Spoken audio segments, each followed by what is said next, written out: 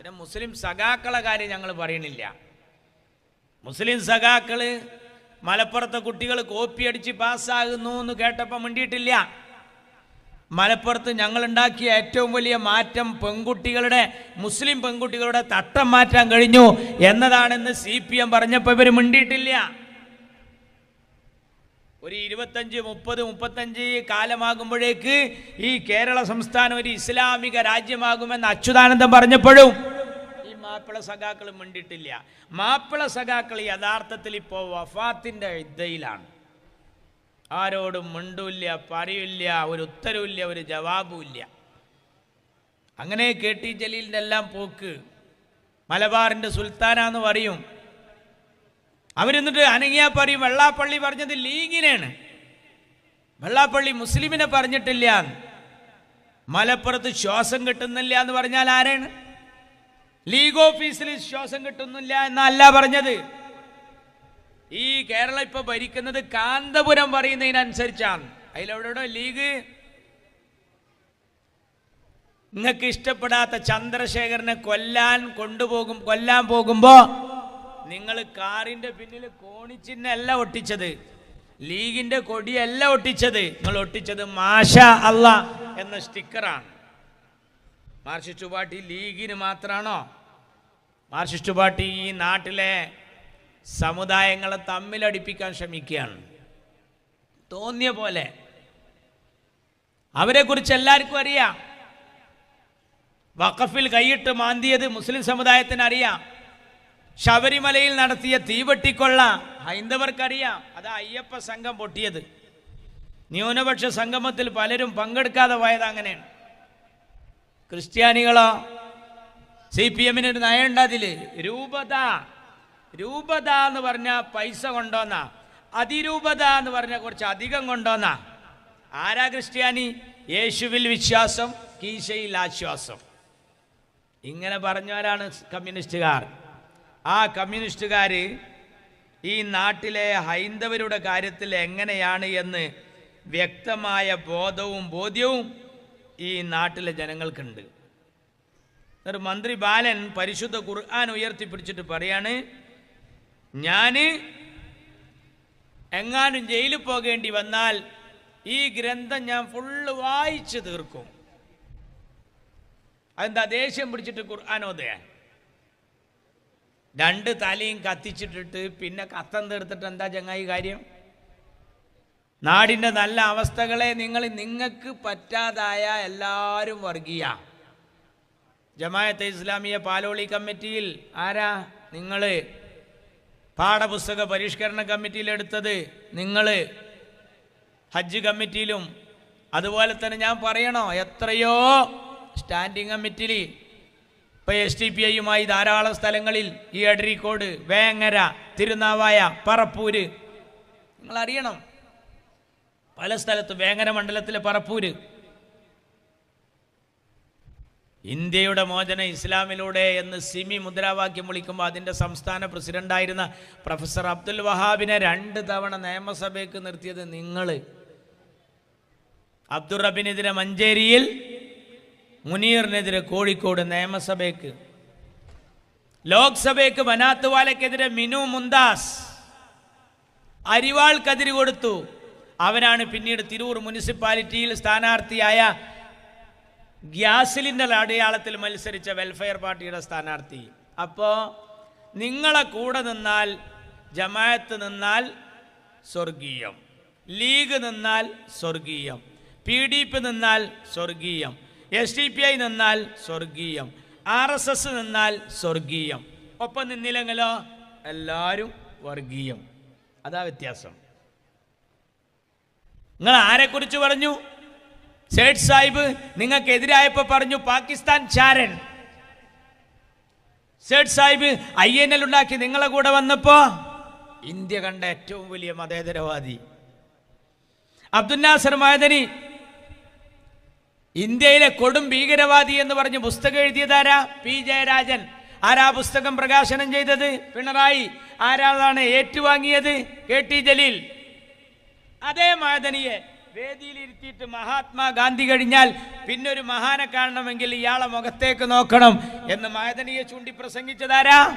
CPM. Sugathan. ആരാ സുഗതൻ? ബാബരി മസ്ജിദ് പൊളിച്ച സ്ഥലത്ത് നിന്ന് കല്ല് കൊടുത്തിട്ട് ഷോക്കേസിൽ വെച്ച ചങ്ങായി. അയാളാരാ? നവോത്ഥാന നായകൻ. ഒരു തവണ അയാളാരാ? വർഗീയവാദി. KT ജലീലിന് മൂപ്പരാരാ?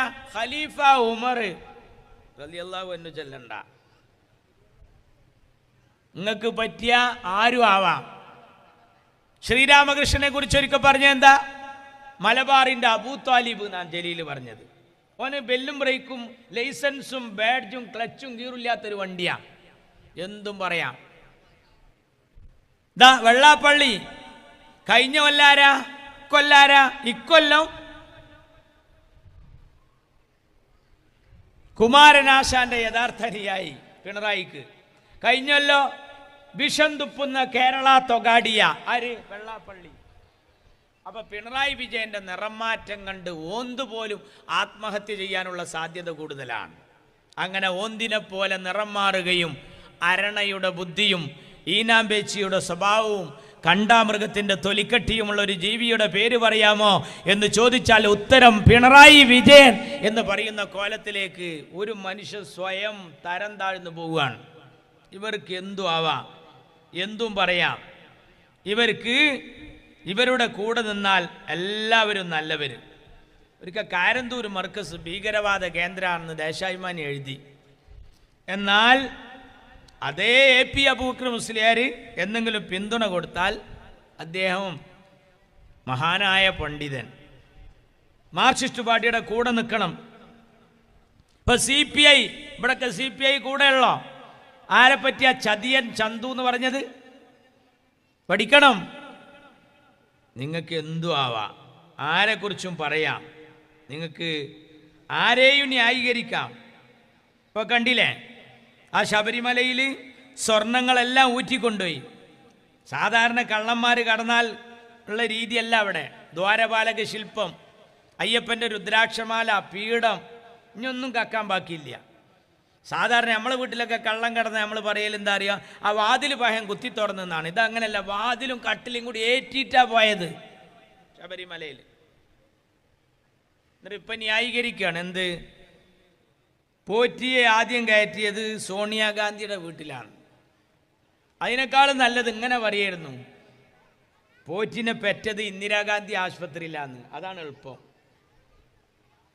നിങ്ങൾക്കെല്ലാം പറയാം.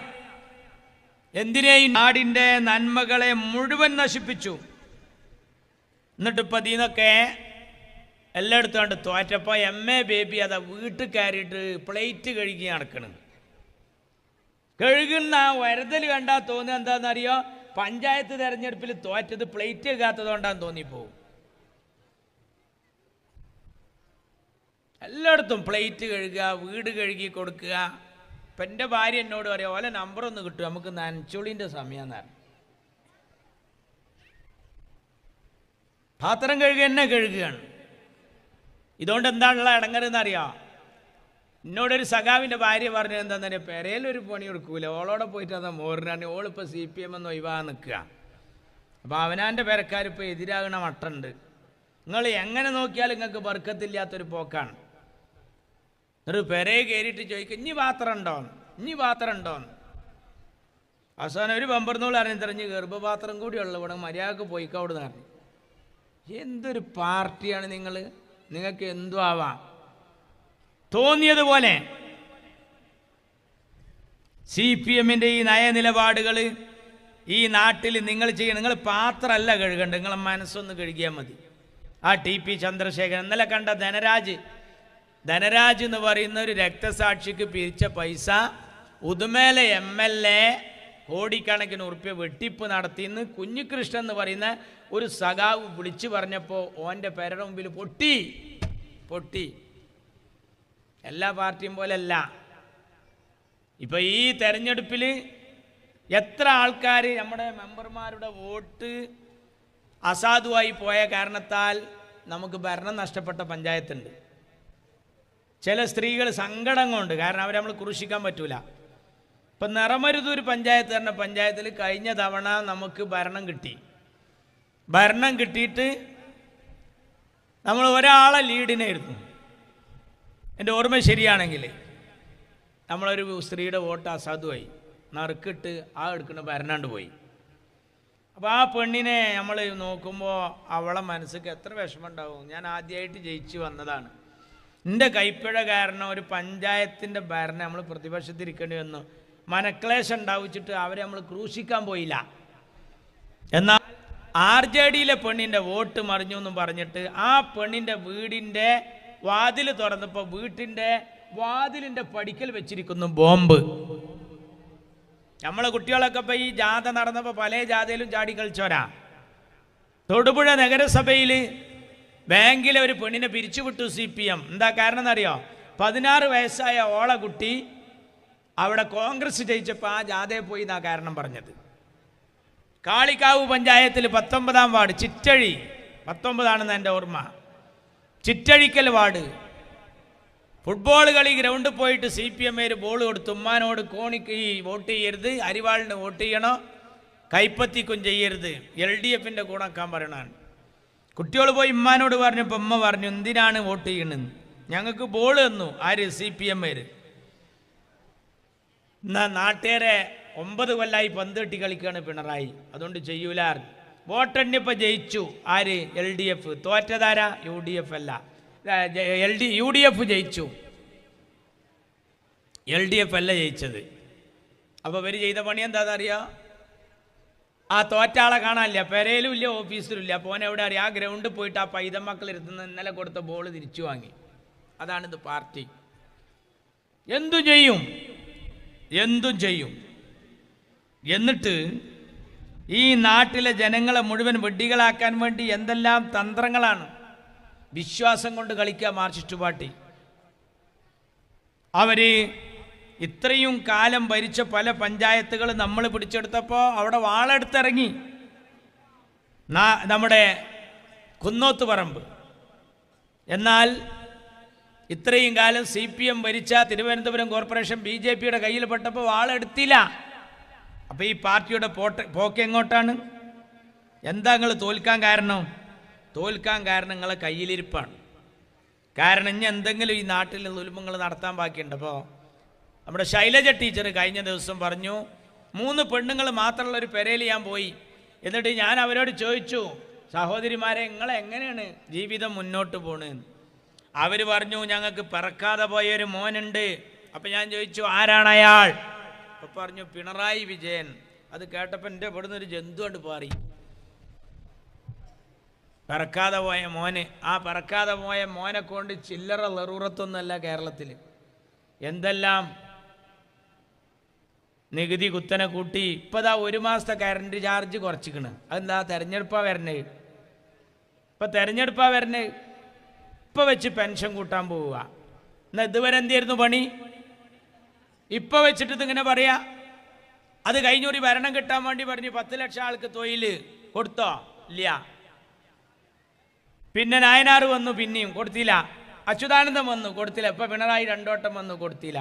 പ്രവാസികളോട് കൊറോണ കാലത്ത് ദുബായി പോയി പറഞ്ഞ് ആ സ്കൂൾ തുടങ്ങും, ഈ സ്കൂൾ തുടങ്ങും, 6 മാസത്തെ ശമ്പളം ഫ്രീ ആയി കിട്ടും, നിങ്ങൾക്ക് വലിയ സൂപ്പർ മാർക്കറ്റ് ഉണ്ടാക്കുമെന്ന് പറഞ്ഞ് വലിയ വർത്താനം പറഞ്ഞ് അവരെ കുപ്പിലാക്കി ചാക്കിലാക്കി പോന്നു. യഥാർത്ഥത്തിൽ കൊടുത്തോ? ഇല്ല. ഇതൊന്നും കൊടുക്കാനല്ല. അത് മുമ്പ് മയ്യത്ത് നിസ്കാരം നടന്നിരുന്ന സദസ്സിൽ ഉസ്താദ് പറഞ്ഞു മൊയ്തീൻകാക്ക മരിച്ചിരിക്കുകയാണ്. ഹയാത്ത് കാലത്ത് ആരെങ്കിലും വെറുപ്പിക്കുന്ന വല്ല വാക്കോ പ്രവൃത്തിയോ ഉണ്ടായിട്ടുണ്ടെങ്കിൽ എല്ലാവരും ഈ ഒരു ഗതി നമുക്കൊക്കെ നാളെ വരാണ്ടെന്ന് ഓർത്ത് എല്ലാവരും മനസ്സറിഞ്ഞ് പൊരുത്തപ്പെട്ടു കൊടുക്കണം. അതോടൊപ്പം സാമ്പത്തികമായി വല്ലതും മൊയ്തീൻഖാൻ്റെ അടുത്തുനിന്ന് കിട്ടാനുണ്ടെങ്കിൽ അദ്ദേഹത്തിൻ്റെ മൂത്ത മകൻ ഹമീദ് ഉണ്ട് ഇവിടെ, ഹമീദുമായി ബന്ധപ്പെടേണ്ടതാണ്. ഹമീദിനാണെങ്കിൽ ഒരു പണിയുമില്ല, 1 ഉറുപ്പിയുടെ വരുമാനവും ഇല്ല. ഓനേറ്റപ്പോൾ ബന്ധപ്പെടാൻ പറഞ്ഞേക്കണം. അപ്പം എൻ്റെ മയ്യത്തൊക്കെ മറയിതതിൻ്റെ ശേഷം 3 ദിവസം കഴിഞ്ഞിട്ട് ഒരു ജീപ്പ് കൊടുത്തിട്ട് നിർത്തി. അപ്പോൾ ഹമീദ് ബസ് സ്റ്റോപ്പിൽ ഇരിക്കുകയാണ്. അസ്സലാമു അലൈക്കും, ഹമീദല്ലേ? വലൈക്കും അസ്സലാം, ഹമീദാണ്. ആ മൊയ്തീൻകാക്കാരൻ്റെ മിഞ്ഞാന്ന് മരിച്ച അതേ പോലെ മോനാണ് ഞാൻ. വാപ്പാനെ പറ്റി ഉസ്താദ് പറഞ്ഞിരുന്നു പള്ളിക്കല്, വാപ്പ തരാനുള്ളതൊക്കെ ഇജ്ജ് ഏറ്റെടുത്തിക്കണ്. ഹമീദ് പറഞ്ഞു അതെ ഞാൻ ഏറ്റിക്കണെന്നുള്ളത് ശരിയാണ്, ഇനി എനിക്ക് അവസാനം എന്തെങ്കിലും പറ്റും, അന്ന് എൻ്റെ അഞ്ചൻ സമീറാണ് ഇത് ഏറ്റെടുക്കുക. ഓനക്ക് എന്തെങ്കിലും പറ്റുമോ എൻ്റെ താഴെയുള്ള റിയാസ് ഇത് ഏറ്റെടുക്കും. അതിൻ്റെ താഴെയുള്ള സുൽഫിക്കറാണ് ലാസ്റ്റ് ഇത് ഏറ്റെടുക്കുകയാണ്. അപ്പോൾ ഈ വന്നവർ ചോദിച്ചു, എല്ലാമാനത് ഇങ്ങനെ ഏറ്റെടുത്ത് പോയാൽ മതിയോ, ഇതിനൊരു അവസാനം ഉണ്ടാവില്ലേ? അപ്പം അമീദ് പറഞ്ഞു, ഉണ്ടാവും അവസാനം, അന്നാണ് മക്കളെ കിയാമത്ത് നാൾ പറഞ്ഞു. അതെന്നെ കഥ യഥാർത്ഥത്തിൽ ഉണ്ടാകുക. ഇത് കൊടുക്കാനല്ല. ഇപ്പോൾ സ്ത്രീ സുരക്ഷാ പെൻഷൻ അവിടെ 1000 റുപ്യ, ഇവിടെ പെൻഷൻ 2500 കൂട്ടുക. എന്തെല്ലാം നെറൂരത്ത് നടത്തി ഇയാൾ. പഞ്ചായത്തിൽ നിന്ന് കിട്ടിയുന്ന പെരണ്ടായിരുന്നു, അതിനൊരു കുളത്തിട്ട് ഇയാൾ. എന്താട്ട കുളത്ത്? പുതുതായി അപേക്ഷ കൊടുക്കുമ്പോൾ വീട് കിട്ടണമെങ്കിൽ വീട്ട് നമ്പർ എഴുതണം. ഏതിൽ? വീട് കിട്ടാനുള്ള ഫോറത്തിൽ. വീട് കിട്ടാനുള്ള ഫോറത്തിൽ വീട്ട് നമ്പറിൻ്റെ കുളത്തിൽ എവിടെ നോക്കിയിട്ടാണ് എഴുതുക? വീട് നോക്കിയിട്ട്. അപ്പോൾ ഇത് എന്തിനാ ഈ ഫോറം? വീടില്ലാത്തതിന്. അപ്പോൾ പിന്നെ എവിടെ വെയിലിത്തരിമ നോക്കി എഴുതുക പിന്നെ നമ്പർ? അപ്പം എന്താ സംഭവം? അത് പണ്ട് സ്കൂളിൽ പഠിച്ചിരുന്ന ചെക്കനോട് ചോദിച്ചു, എന്താടാ ഹോംവർക്ക് ചെയ്യാഞ്ഞെന്ന്. കറണ്ട് ഇല്ലായിട്ടായിരുന്നു ഞാൻ. കറണ്ട് ഇല്ലാച്ചിട്ട് ഹോംവർക്ക് ചെയ്യണ്ടേ? മെഴുകുതിരില്ലേ, തീപ്പെട്ടില്ലേ? അത് പൂജാമുറിയിലായിരുന്നു സാർ. കയറടാ, എടുക്കടാ പൂജാമുറി കയറിയിട്ട്. ഏയ് അമ്മ അയക്കൂല, കുളിക്കാതെ. കുളിച്ചാലേ പൂജാമുറി കയറാൻ പറ്റൂ. കുളിച്ചൂടായിരുന്നില്ലായിരുന്നു. കുളിക്കാനും മാഷ ടാപ്പ് തുറന്നപ്പോൾ വെള്ളം കിട്ടണ്ടേ? അപ്പം ചെക്കനോട് പറഞ്ഞു, എടാ മരമണ്ടൂസ, ടാപ്പിൽ ചാടണങ്ങ ടാങ്കിൽ നിന്ന് അടിക്കടാറുണ്ട്. അപ്പം ചെക്കൻ പറഞ്ഞു, പോത്തെ അതല്ലേ ഞാൻ പറഞ്ഞു കറണ്ട് ഉണ്ടായിരുന്നില്ല എന്നുള്ളത്. അതന്നെ സത്യം. ജനങ്ങളെ വിഡ്ഢികളാക്കുക എന്നത്. വിധവാ പെൻഷൻ ഉമ്മൻചാണ്ടി മനോഹരായി കൊടുത്തിരുന്നു. ഇയാളൊരു കുളത്തുണ്ടാക്കി. എന്താ? ആർക്കാ വിധവാ പെൻഷൻ? ഭർത്താവ് മരിച്ച പെണ്ണുങ്ങൾക്കാണ്. പിണറായി വിജയൻ്റെ പുതിയ തീരുമാനം എന്താ അറിയോ? ഭർത്താവ് മരിച്ച് പെൻഷൻ കിട്ടിയുന്ന പെണ്ണുങ്ങൾ പുതുതായി ഒരു സാക്ഷ്യപത്രം കൂടി കൊടുക്കണം. അതെന്താ? പുതിയ ഒരു കല്യാണം കഴിച്ചിട്ടില്ല എന്നുള്ള സാക്ഷ്യപത്രം. അത് എന്നിട്ട് ഗസറ്റഡ് ഓഫീസർ സാക്ഷ്യപ്പെടുത്തും വേണം. എൻ്റെ നാട്ടിലൊരു താത്ത 72 വയസ്സ് വരെ പെൻഷൻ വാങ്ങിയതാണ്. ഇപ്പം അതിന് പുതിയ കല്യാണം കഴിച്ചിട്ടില്ല എന്നുള്ള ഒരു കടലാസും കൂടി വെക്കാൻ പറഞ്ഞു. തള്ള മഹല്ല് സെക്രട്ടറി അടുത്ത് എന്നും വരും, നടന്ന് കുഴഞ്ഞ്. അവസാനം സെക്രട്ടറി എഴുതി കൊടുത്ത പറഞ്ഞു വരുമാന സർട്ടിഫിക്കറ്റും വേണമെന്നുണ്ട് പഞ്ചായത്ത് സെക്രട്ടറി. നടന്ന് മടുത്തപ്പോൾ ഈ തള്ള കൊടിയും വടിയൊക്കെ അവിടെ വെച്ചിട്ട് പറഞ്ഞ്, ഇതിനേക്കായി നല്ലതൊരു പുതിയാപ്പിളിൻ്റെ ഒപ്പം പോവുകയായിരുന്നു, ഇത്ര പണി ഉണ്ടായിരുന്നില്ല. പൊന്നാര ചങ്ങായിമാരെ, യഥാർത്ഥത്തിൽ ഈ പിണറായി വിജയൻ്റെ പോക്ക് എങ്ങോട്ടാണ്? നാടിൻ്റെ നന്മകളെ മുച്ചൂട് നശിപ്പിച്ചു. നിങ്ങൾ കണ്ടില്ലേ? ആലപ്പുഴ മെഡിക്കൽ കോളേജിൽ ബ്രെഡ് കഴിഞ്ഞ് ഇനി ബ്രെഡ് ഇറക്കൂല, മോഡേൺ ബ്രെഡിൻ്റെ പൈസ കൊടുത്തിട്ടില്ല. കോട്ടയം മെഡിക്കൽ കോളേജിൽ പാല് ഇറക്കൽ നിന്ന് പഴയതിൻ്റെ പൈസ കൊടുത്തിട്ടില്ല. കോഴിക്കോട് മെഡിക്കൽ കോളേജിൽ ഓപ്പറേഷൻ തിയേറ്ററിൽ ഇറക്കിയ സാധനത്തിൻ്റെ പൈസ കൊടുക്കാത്തതുകൊണ്ട് ഇപ്പോഴുള്ള സാധനം പിക്കപ്പിൽ കയറ്റിക്കൊണ്ടുപോയി. പിന്നെ ഒരു 5-6 കത്തിരി ബാക്കി ഉണ്ടായിരുന്നു, അതൊരു പമ്പർന്നോളം പള്ളൻ്റെ ഉള്ളിൽ വെച്ചിട്ട് അതും പൂട്ടി. കഴിഞ്ഞി കഥ. യഥാർത്ഥത്തിൽ എന്താ ഉള്ളത്? ഉച്ചക്കഞ്ഞി നിലച്ചു. കരാറുകാർക്ക് കൊടുക്കാനുള്ള പൈസ ഇല്ല. നിങ്ങൾ അറിയണം, ഓട്ടോറിക്ഷക്കാരെ 535 കോടി കാണാനില്ല ക്ഷേമനിധിയിലെ. 740 കോടി വയനാട് ദുരന്ത ഫണ്ട് കാണാനില്ല. നമ്മളൊക്കെ മനസ്സിലിഞ്ഞൊരു ദുരന്തം വരരുതേ എന്നാണ്. കാരണം എന്താ? ഈ ദുരിതാശ്വാസ ഫണ്ടിക്ക് നമ്മൾ പൈസ കൊടുത്തത് കുട്ടികൾ പ്രാവിനെ വിറ്റ പൈസ, സൈക്കിള് വാങ്ങാൻ വെച്ച പൈസ, നഫീസ ആടിനെ വിറ്റ പൈസ. ഈ പൈസ ഒക്കെ വാങ്ങിയിട്ട് പിണറായി വിജയൻ അത് താൻ തോന്നിയ പോലെ കൈകാര്യം ചെയ്തപ്പോൾ ലോകായുക്ത ഇയാളോട് വിശദീകരണം ചോദിച്ചിരിക്കുകയാണ്. നമ്മളിഞ്ഞൊരു ദുരിതം വരരുത് എന്ന് ആഗ്രഹിച്ചിരിക്കുക. പടച്ചോൻ ഇഞ്ഞൊരു വെള്ളപ്പൊക്കം, ഇഞ്ഞൊരു കൊറോണ, ഇതൊന്നും ഇനി പിടികൂടരുതെന്നാണ് നമ്മളെ മനസ്സിൽ. പക്ഷെ പിണറായി 5 വക്തിലും തോർക്കാന്ന് തോന്നുന്നുണ്ട്. ദുരിതം വരാം. എന്താ കാരണം? ദുരിതം വന്നാൽ ദുരിതാശ്വാസ ഫണ്ട് ഉണ്ടാക്കാം. ദുരിതാശ്വാസ ഫണ്ട് ഉണ്ടാക്കിയാലോ ദുരിതം ജനങ്ങൾക്കും ആശ്വാസം ഈ ചങ്ങായിക്കുമാണ്. ഭയങ്കര ഹാപ്പിയാണ്. നമ്മളെ കുടുംബത്തിലെ പട്ടിണി, നമ്മക്കാ വിലക്കയറ്റം. ചികിത്സാ സഹായം നിന്നു, കിഡ്നി രോഗികളുടെ നിന്ന്. എൻഡോസൾഫാൻ ദുരിതബാധിതർ. ഏതായി എൻഡോസൾഫാൻ? പറങ്കി മാങ്ങമ്മ ഒരു പുഴുവരിച്ചിരുന്നു, അയിമ മരുന്ന് തെളിച്ചാൽ ചാവും. ഒറ്റയടിക്ക് ഇവിടുന്ന് തെളിച്ചാൽ കുറേ പണിയെടുക്കണം. അതിന് ഹെലികോപ്റ്ററിൽ നിന്ന് മേലെന്ന് തെളിയിച്ചു. തെളിച്ചപ്പോൾ എന്തായിന്നറിയോ? ഇതുപോലെ മടിയിലിരുന്നിരുന്ന കുട്ടികളൊക്കെ ഏതാണ്ട് ശ്വസിച്ചു. കാസർകോട്ടെ മുഴുവൻ പൈതമക്കളും കണ്ണു മറിഞ്ഞു, കയ്യും കാലും കുഴഞ്ഞു. ഇപ്പം 30 വയസ്സായ ഓരോന്നിനെ തോളിലിട്ട് നടക്കുകയാണ് കാസർകോട്ടെ തള്ളാർ. ടി വിയിൽ നിങ്ങൾ ഈ യൂട്യൂബിൽ എൻഡോസൾഫാന്നൊന്ന് അടിച്ചു നോക്കി. നിങ്ങൾ കല്യാണപ്രായത്തി പുതിയണ്ണും മണവാട്ടിയായി ഇറങ്ങേണ്ട മക്കളൊക്കെ ഉമ്മാൻ്റെയും അമ്മൻ്റെയും മടിയിലിരിക്കുക. ആ എൻഡോസൾഫാൻ ദുരിതബാധിതർക്ക് ഡോക്ടർ MK മുനീർ ഉമ്മൻചാണ്ടി കൊടുത്തിരുന്നു. അതൊക്കെ നിർത്തി. ഒരു സംഗതി കൊടുക്കുന്നില്ല. പക്ഷേ ചികിത്സാ സഹായം അതാ കിട്ടുന്ന ഒരാൾക്ക് 75,84,491 രൂപ ഒരു പെമ്പർന്നോൾക്ക് ചികിത്സാ സഹായം കിട്ടി. 3/4 കോടി. പേര് പറയട്ടെ, പെണ്ണിൻ്റെ പേര് കമലം, വൈഫ് ഓഫ് പിണറായി വിജയൻ.